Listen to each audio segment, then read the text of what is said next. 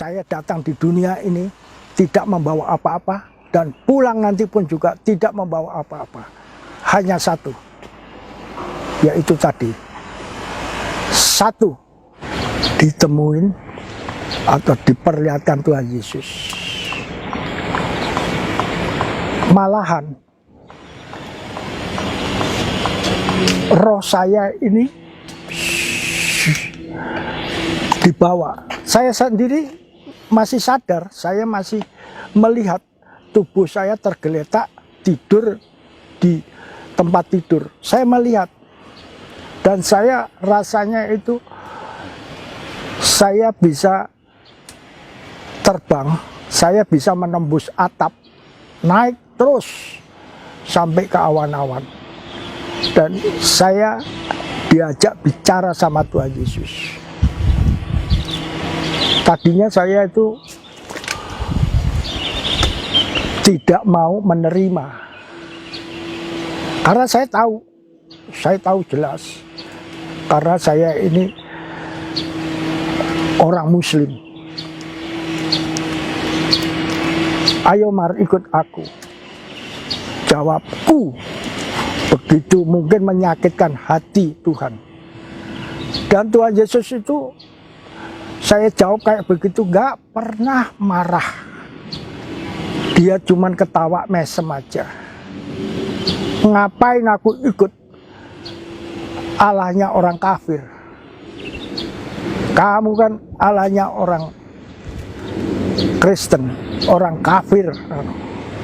Tuhan Yesus gak marah, gak apa-apa, cuman mesem aja. Justru yang marah itu pendampingnya kiri kanan itu, mau banting saya. Setelah lama saya diajak bicara, dan saya dielu-elukan. Saya rasanya kayak disayang, kayak anak kecil. Akhirnya saya sadar, saya diam aja. Tadinya saya berontak terus, ngeyel, istilahnya orang Jawa ngeyel, ngengkel, ngotot. Saya tidak mau. Tapi hasilnya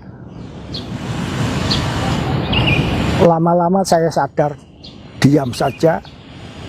Akhirnya saya dikembalikan lagi ke rumah saya, ke tubuh saya. Dan waktu itu saya terus langsung sembuh, segar.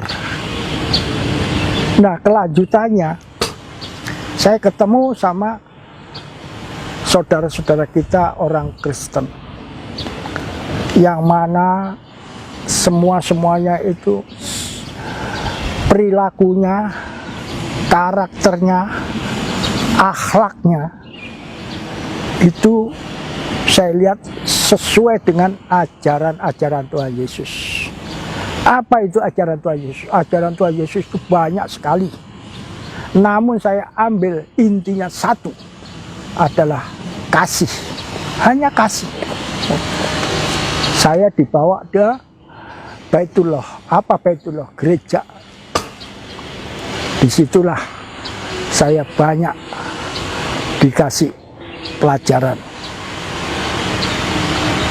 Pelajaran itu sampai saya bingung, karena ada dua kata-kata, yaitu tadi, ini doktrin apa dogma. Ini dogma apa ini doktrin, tinggal pilih aja. Karena itu sesuai dengan hukum Allah, sunatullah. Apa sunatullah? Itu sunatullah adalah hukum Allah, ketetapan Allah. Ketetapan Allah itu enggak banyak-banyak, cuma dua. Ada siang, ada malam, ada laki-laki, ada perempuan, ada baik, ada buruk, ada benar, ada salah. Cuman itu, selanjutnya yaitu hanya dua, tinggal pilih. Kenapa tinggal milih? Karena itu sifat Allah, itu Ar-Rahman dan Ar-Rahim. Tuhan Yesus tidak diktator atau kamu harus ini, tidak. Tinggal pilih aja. semuanya itu dipertanggungkan masing-masing. Inna dina indahil Islam. Ya itu tidak pernah saya ucapkan. Yang jelas itu ada kaitannya. Kenapa nggak pernah saya uraikan? Karena semua ada kaitannya dengan la haula wala quwata illa billah. Ayatnya di mana? La haula wala quwata illa billah di Roma 3. Yang mana Roma 3 menjelaskan tidak ada manusia, semuanya benar, semuanya adalah berdosa. Makanya itu turun ayat lakum dinukum waliyadin. Nafsi-nafsi masing-masing ke kiri apa ke kanan. Itulah kebesaran daripada Tuhan kita. Tuhan kita tidak pernah memaksa. Semua diberikan satu pilihan. Silakan untuk memilih ke kiri apa ke kanan, ke atas atau ke bawah. Namun semuanya ada ayat juga. Lebih baik pikiri hal-hal yang di atas daripada hal-hal yang di bawah. Semuanya tercantum pada Alkitab. Jadi saya ini berbicara tidak ngarang, tidak ngawur. Semua berdasarkan Alkitabiah. Semua ada ayat-ayatnya. Oke, setelah Bapak memilih Yesus, kan berakibat buat Bapak. Iya. Bapak ditinggalkan oleh anak, istri, keluarga. Nah, apa Bapak tidak merasa rugi itu, Pak? Semuanya menurut saya hal-hal yang di dunia ini itu sia-sia belaka. Yang jelas itu tadi ada ayat, pikirkan hal-hal yang dari atas daripada yang atas. Janganlah engkau menjadi hamba uang, janganlah engkau menjadi serupa dengan dunia ini. Ada kata-kata itu. Saya datang di dunia ini tidak membawa apa-apa, dan pulang nanti pun juga tidak membawa apa-apa. Hanya satu, yaitu tadi, satu, surga pilihan saya, bukan neraka. Cuma tinggal pilih surga apa neraka. Surga. Lantas dunia gimana? Tinggalkan, saya tinggalkan. Makanya saya jadi pemulung. Saya sudah mendapat label atau panggilan atau jabatan. Apa jabatannya?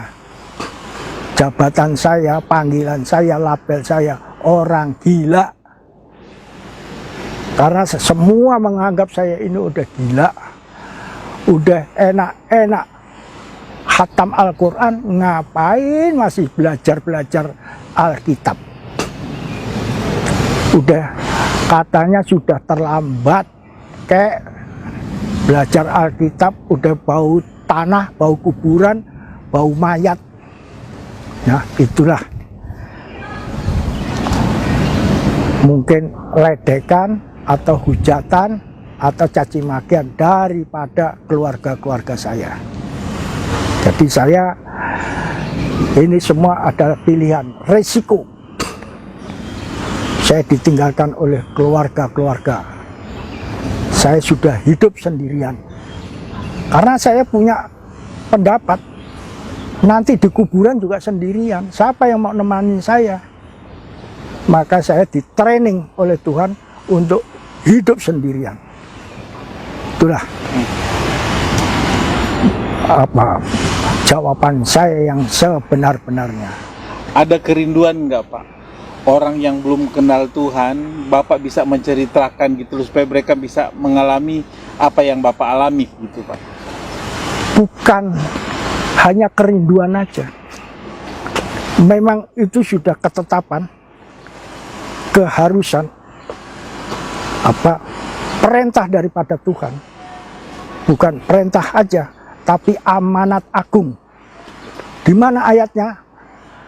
Di di Matius 28. Itu harus bahasa sananya fardu, nggak hanya fardu aja, fardu ain. Wajib kau lakukan, wajib kau sampaikan.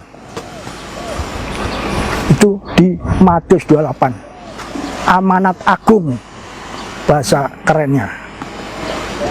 Jadi saya ini enggak cuman rindu aja kalau mau, tapi kebiasaan manusia itu suka mendebat, suka ngeyel, ngengkel, ngotot, maunya enggak mau kalah, istilahnya tegar tengkuk. Masih tegar tengkuk. Jangankan kok kita ini yang masih gembel-gembel, kurang hebatnya gimana? Ini studi banding. Kurang hebatnya gimana? Fir'aun sampai dinasihatin, diperingatin berapa tulah yang ditunjukkan sama Allah. Namun Fir'aun tidak berkeming. Fir'aun sendiri masih menepuk dada. Malahan Fir'aun berani untuk berbicara, akulah Allah, sembahlah aku. Kau menyembah aku, langsung dapat. Kau minta apa? Langsung. Tapi kalau minta Allahmu, kapanpun juga agak akan terjadi. Sekarang kau nyembah saya, minta apa? Kereta yang bagus, pasti terjadi. Katanya Fir'aun. Tapi jangan lupa, Tuhan mendengarkan. Akhirnya berapa kali dinasihatin, begitu yang kuasa, Bapak yang di surga itu murka, dikubur dia. Fir'aun tidak seperti manusia, tapi dikubur di bawah lautan. Lautan mana? Mungkin Tiberias. Itu saya pernah baca. Jadi segala sesuatunya saya berbicara ini, bukan saya rekayasa, tapi saya atas dasar Alkitabiah. Semuanya ada di Alkitab. Kalau mau marah jangan sama saya, marah sama Alkitab. Alkitab itulah yang menuntun saya. Jadi jawaban saya seperti di dalam Alkitab. Ayat-ayatnya pun saya juga bisa menunjukkan. Sepertinya Allah yang Maha Kuasa pernah berbicara dengan manusia, merendahkan diri Allah. Ujilah aku akan membuka tingkap-tingkap langit. Kalau di mana ayatnya Mar? Di Maliaki. Buka. Jadi saya nggak rekayasa. Saya berbicara ini, saya juga nggak akan nyontek di Alkitab. Saya nggak bawa Alkitab, nggak bawa apa. Alkitab saya adalah di otak saya. Semua ada masuk di otak saya. Kurang percaya, buka Maliaki 3. Akan kubukakan tingkap-tingkap langit kau. Hebatnya begitulah kebesaran Allah kita ini. Jadi semua ini tinggal terserah pada kalian-kalian itu. Mau percaya silakan, tidak percaya silakan, karena semua adalah satu pilihan. Silakan untuk memilih. Saya sendiri mengajak kalian-kalian ini untuk hidup yang benar, bukan yang baik. Kenapa? Baik belum tentu benar. Baik belum tentu benar. Contohnya, hemat pangkal kaya. Itu ajaran manusia. Tapi bagi Tuhan ditolak. Masa iya?